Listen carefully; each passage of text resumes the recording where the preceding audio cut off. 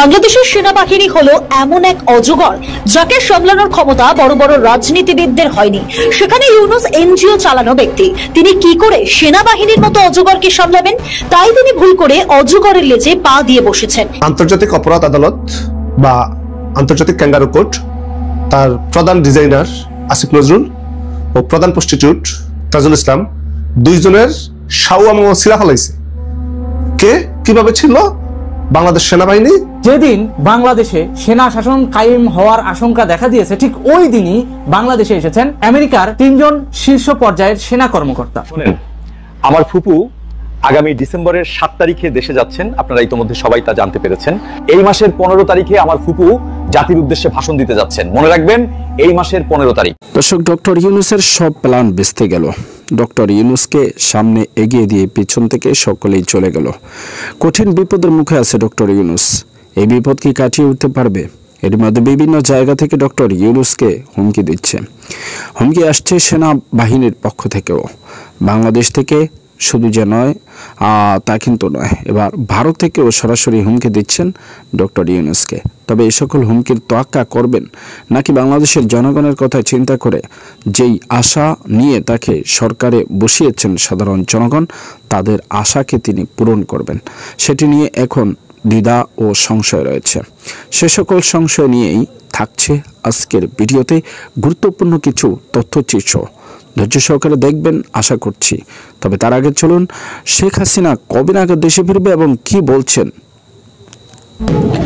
বাংলাদেশের সেনাবাহিনী হলো এমন এক অজগর যাকে সামলানোর ক্ষমতা বড় বড় রাজনীতিবিদদের হয়নি। সেখানে ইউনুস এনজিও চালানো ব্যক্তি, তিনি কি করে সেনাবাহিনীর মতো অজগরকে সামলাবেন? তাই তিনি ভুল করে অজগরের লেজে পা দিয়ে বসেছেন। এখন দেখার, অজগর রূপী সেনাবাহিনী শুধু আন্তর্জাতিক অপরাধ ট্রাইব্যুনালকেই গিলে খায় নাকি সঙ্গে পুরো উপদেষ্টা মন্ডলী সহ তদারকি সরকারকেই গিলে খায়। 7 দিন আগে আন্তর্জাতিক অপরাধ ট্রাইব্যুনাল বেশ কিছু সেনার বিরুদ্ধে গুম খুনের অভিযোগ এনে মামলা শুরু করে। আর সেই 1 সপ্তাহ ধরে সেনা অভ্যুত্থান অথবা আরো বড় বড় মাথাদের গ্রেপ্তার, এমন বহু গুজবের পর সরকারের সঙ্গে মোটামুটি একটা রফা হয়ে গেছে যে সেনাবাহিনী কোনোভাবেই অভিযুক্ত সেনা অফিসারদের আন্তর্জাতিক অপরাধ ট্রাইব্যুনালে পাঠাবে না বা পুলিশের হাতেও তুলে দেবে না, এমনকি সাধারণ বিচার ব্যবস্থার মধ্যেও আনবে না। আন্তর্জাতিক অপরাধ ট্রাইব্যুনাল যেমন কাউকে না জানিয়ে হঠাৎ করে সেনা অফিসারদের বিরুদ্ধে গ্রেপ্তারি পরোয়ানা জারি করে বিচারের সিদ্ধান্ত নিয়ে ফেলেছে, তেমন সেনাবাহিনীও সিদ্ধান্ত নিয়ে ফেলেছে যে তারাও সেই গ্রেপ্তারি পরোয়ানাকে গ্রাহ্য করবে না।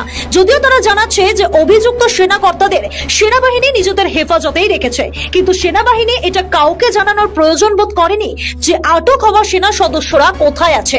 সরকারের ঘোষণা করা ক্যান্টনমেন্টের সাব জেলে নাকি অন্য কোথাও, তাদেরকে আনুষ্ঠানিকভাবে গ্রেপ্তার করা বলা যাবে নাকি তারা শুধুই আটক আছে? কারণ আইন শৃঙ্খলা রক্ষাকারী বাহিনী মানেই পুলিশ উল্লেখ করে আন্তর্জাতিক অপরাধ ট্রাইব্যুনালের চিফ প্রসিকিউটর মোহাম্মদ তাজুল ইসলাম বলেছেন, সেনাবাহিনীর হাতে গ্রেপ্তারের ক্ষমতা নেই।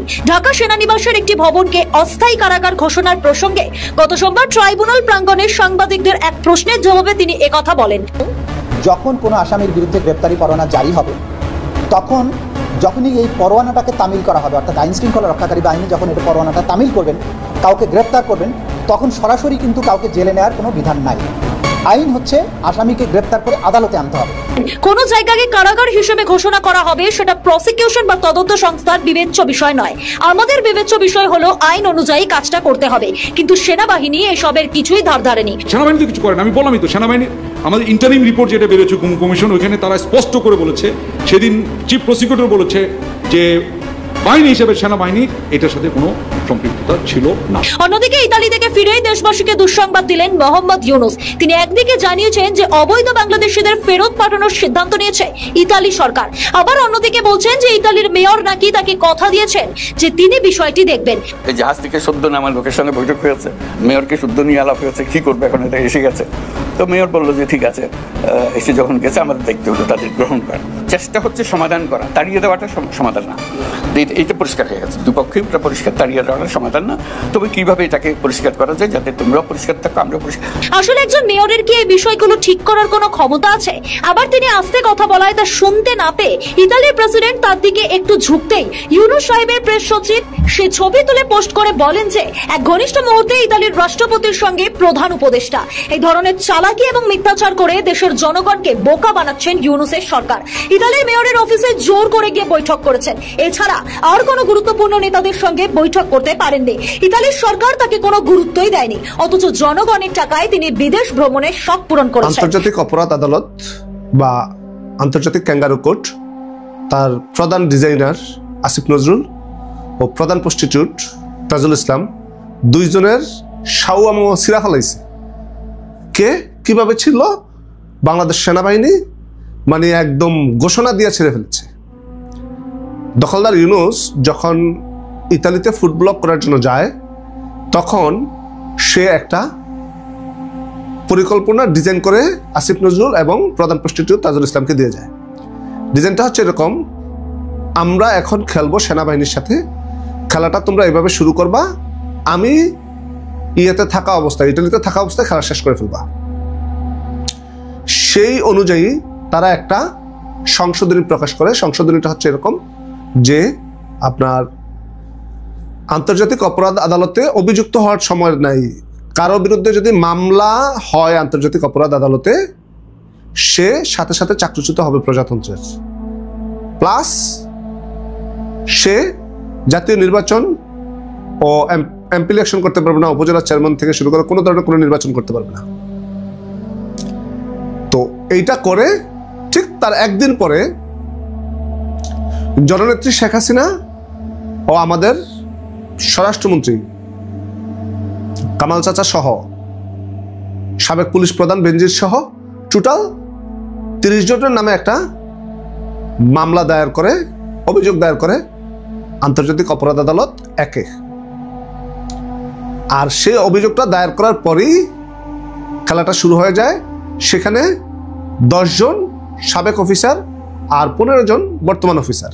এটা আমি বরংবার আপনাদেরকে বলেছি, আপনারা এই বিষয়ে জানেন।